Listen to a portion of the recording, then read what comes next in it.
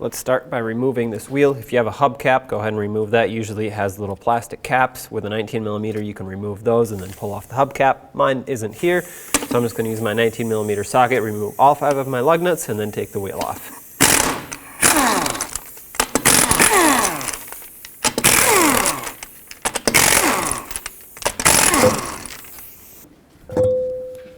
I want to start by disconnecting my sway bar link. Mine is already broken, so I can't really show you on this side, but I will show you on the other side. Of course, the process is going to be the same to this. You'll just see it flipped around, but continue with that process. And then after you do that, we can come back here and move on. Next, you'll need an 18mm socket on the nut side, and I'm going to try to break this nut free first.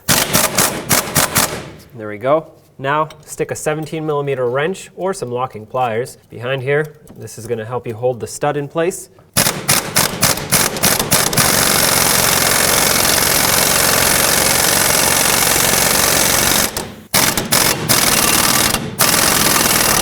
Okay, maybe we'll switch to locking pliers next. All right, so I got my locking pliers on here, trying to grab onto the nut side on the stud here. Clamp them on as tight as possible. All right, try again.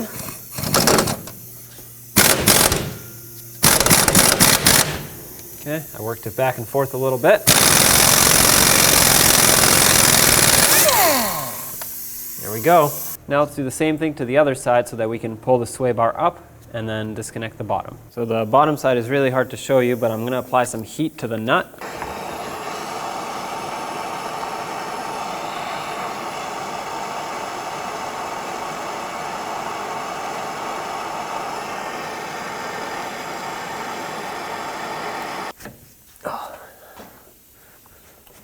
Okay, I got it to break free.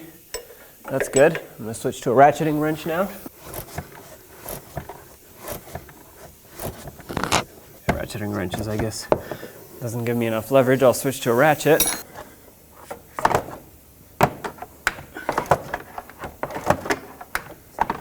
Well, mine is pretty much stuck here, and hopefully yours isn't as rotted. I'm just going to cut it off at this point, but of course, if you want to keep going or if yours comes off easier, then take it off whichever way you prefer. Again, I'm just going to cut mine off at this point.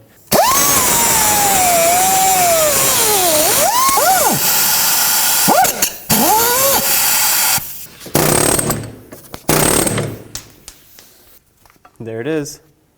And now with the sway bar links off, I'm going to start with this frontward bolt just because it's a little bit easier to get to. They're both 13mm bolts. I'll sneak my air ratchet in here. You can do this by hand, of course, but it might be a little bit slower.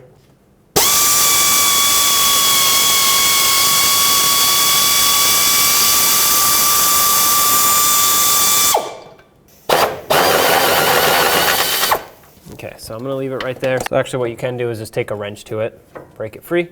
Now let's take this bracket off and the bushing.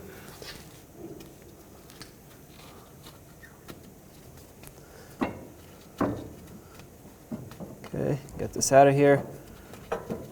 And now we can do the same exact thing to the other side to get to the same point. Next, I'm going to disconnect the tie rods, and hopefully that'll give me a little bit of extra room for the sway bar to twist, because right now it just gets stuck on the inner tie rods. So I'm hoping if I move them out of the way, I can turn the sway bar. Take out this 19mm castle nut, and take your hammer on the knuckle until the tie rod breaks free.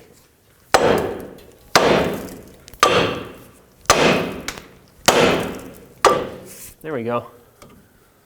Now let's do the same to the other side. Next, I want to bring over my pull jack and just support the rear part of the subframe here, because what I want to do is take these two mounts off, lower the back of it a little bit, and that's hopefully going to allow me to slip the sway bar out through the back.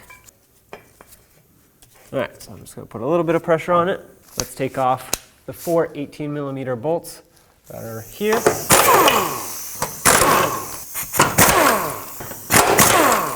And now, because it's supported, I can take off these two 21mm bolts.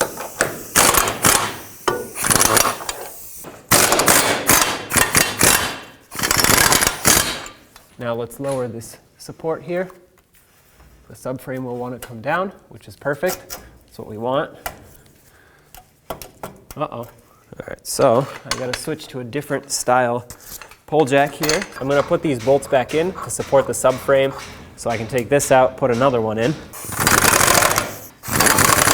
Now we can take this out of here. We're going to bring in this one, which has a whole lot more adjustment to it. All right. Press that flat up against. Remove these bolts again. Now we can lower it. There we go. Okay. So that's as low as it's going to want to go. Of course, I'm going to keep this jack here just in case, but this might give us the room that we need to slip this sway bar out of here. Take these rubber pads off of here. Don't forget which way they go. They go with the cupped part facing down and the flat up against the body.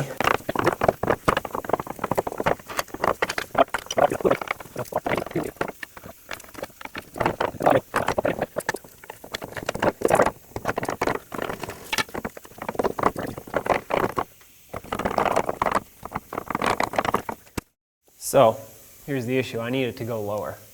The only way I can get that to happen is if I undo the front bolts. So I think that's what's going to have to happen. Let's undo the front bolts. All right, so there are some push clips that we have to disconnect because the mount for the front is right here. I'm going to start with these two.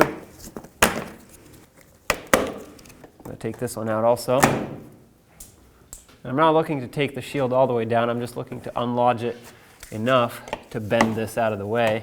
Another one over here. Pop this off of here. And now, yeah, that should be good enough for us to get in there. I have the front supported with a pull jack, and now I'm going to get my 21mm socket in there and loosen up that bolt. I don't want to take it out all the way, I just want to loosen it. The way I'm going to do that is pry the plastic down and just wedge the socket in there.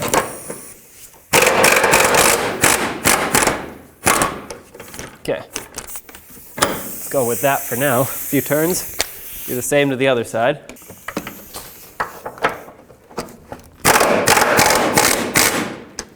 Okay. Now we can let our support down a little. Yep. Subframe wants to come off, or not off. Yeah, don't take it off, but wants to come down lower, which is good. Okay. Let's keep some pressure on here.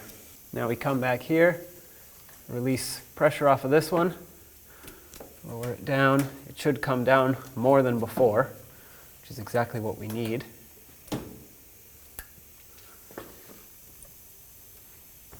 At this point, maybe we have enough wiggle room here to do this.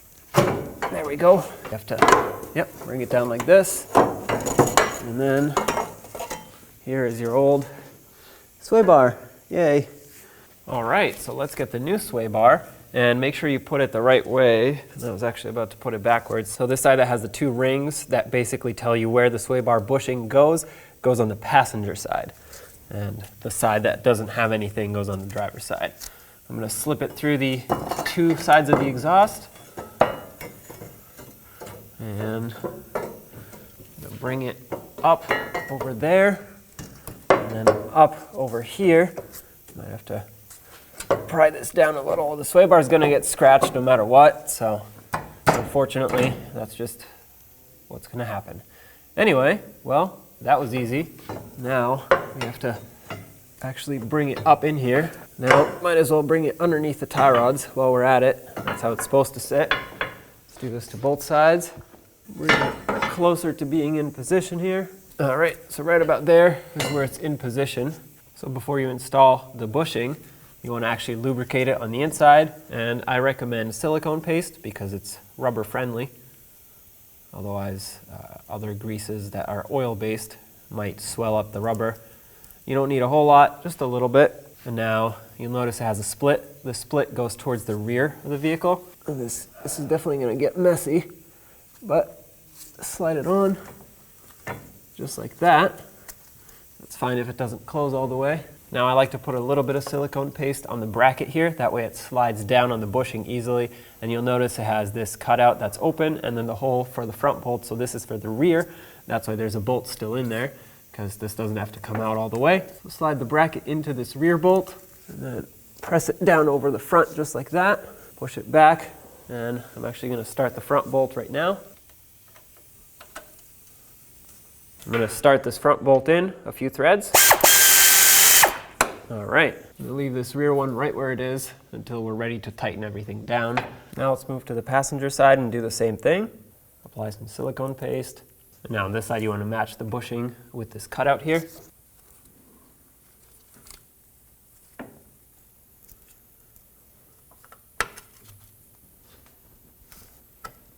Let's start in this front bolt as well. Make sure everything gets lined up properly. Snug this one up a couple threads. Okay, so now that we're sure that the sway bar is positioned where it needs to be, let's tighten these up. Do the same on both sides. Now in order to double check that it's actually properly tightened, I'm going to take my 13mm wrench and give it a quick snug by hand. Yep, that's nice and tight. And do the same to the forward bolt. Yep, that's tight. And the same to the other side, of course. And now that the sway bar is in position, it's bolted up, I think it's time to put the subframe back where it belongs. So I'm going to go up with the rear. Oh, wait a minute. Don't forget these rubber pieces that go on top of the main bushings, just like this. Again, with the cupped part facing down and the flat part on the body. Make sure the surface is clean. Bring this up.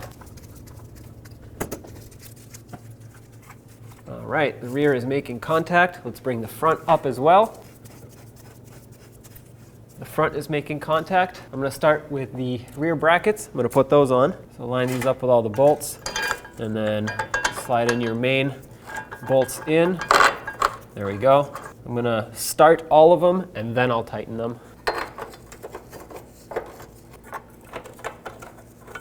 And it looks like I have to pry the subframe backwards a little bit because the marks don't quite line up. So I'm going to loosen up on this. Oops, other way. Loosen up on this a little bit. Loosen up on this. These marks here don't quite line up as well as I want them to. A little bit of space. And of course you'll need an alignment after you drop your subframe, so keep that in mind. But I'm going to stick a pry bar in here, pry this back, and then raise the support here. That's going to wedge my subframe right where I want it, and that actually lined up both sides perfectly, so that's exactly what I want.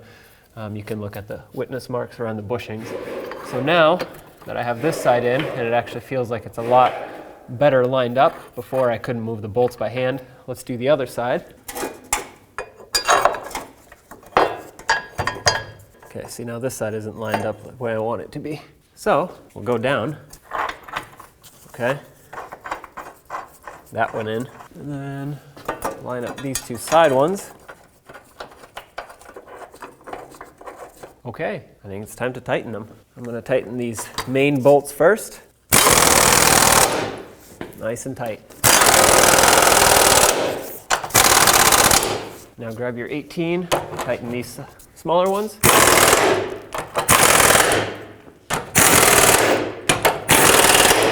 You don't have to go as tight with those because they're smaller, but you do want to make sure that the main bolts are very tight because otherwise the subframe can actually shift while you're driving, and then you get popping, and it's not a pleasant thing to hear.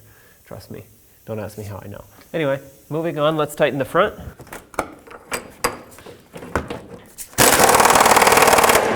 Nice and tight. Let's do the same to the other side.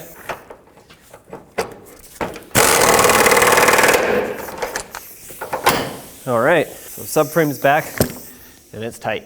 Now I'm going to remove my two pole jacks.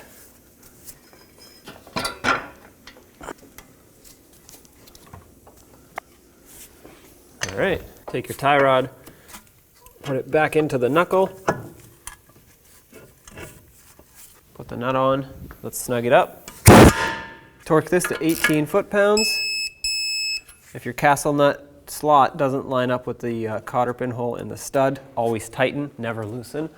Mine looks like it almost lines up. Have to go a little more. A little more. I'm going to stick my cotter pin through. bend it over to lock it in.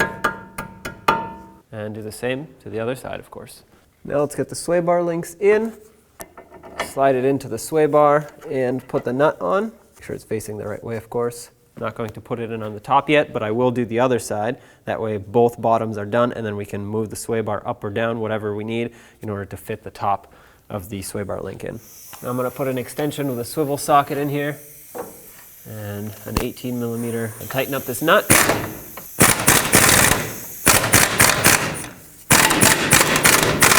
All right, that's nice and tight. Let's do the same to the other side. Put the sway bar link in at the top. Turn the wheel a little bit. There we go, slides right through. Put the nut on. Nice and tight. Let's do the same to the other side. Let's get the wheel back on. Start on all 5 of your lug nuts, snug them up, and then torque them to 100 foot-pounds.